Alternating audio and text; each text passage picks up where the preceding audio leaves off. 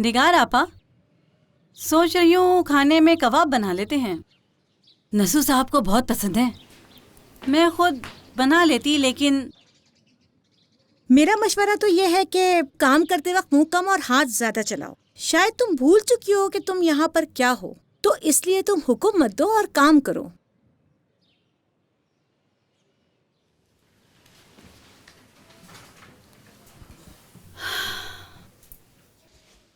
अम्मी जान। हाँ बेटा। मैं नहीं चाहता कि अब आप ये काम किया करें। मुझे बताएं क्या करना है, मैं करता हूँ। अरे नहीं मेरे बेटा, मैं कर लूंगी। तुम इतने दिन बाद आए हो, जाके आराम करो, ठीक है?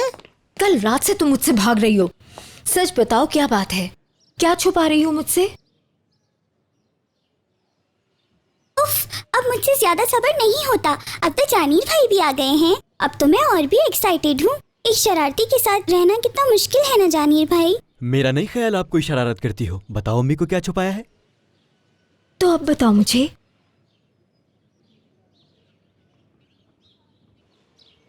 बता भी दो।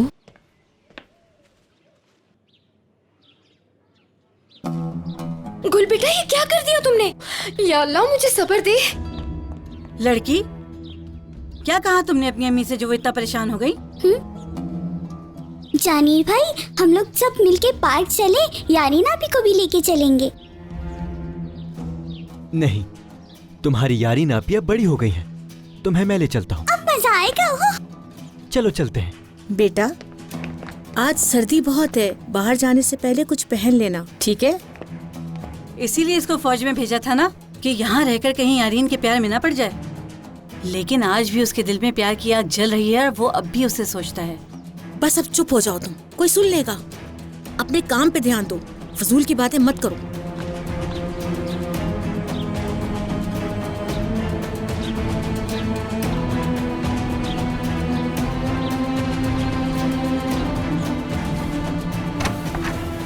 सुने खिजर, क्या हुआ जहरा, इतनी परेशान क्यों? गुल ने मीरान को रेयान का पता बता दिया क्या? है।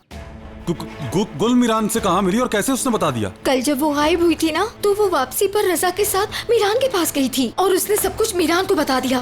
क्या मुसीबत है, ये समझ में नहीं आता। खिजर प्लीज तुम कुछ करो ना। वो अब तक चला भी गया होगा, इससे पहले कि वो रेहान को तकलीफ पहुंचाए। आप जल्दी से वहाँ जाएं और संभालें उसको, मुझे बहुत डर लग रहा है। तुम परेशान मत हो, मैं कुछ करता हूँ। किसी को कुछ मत बताना। और हाँ, जब तक मैं वापस ना आ जाऊँ तुम यहीं पे रहना, कहीं मत जाना।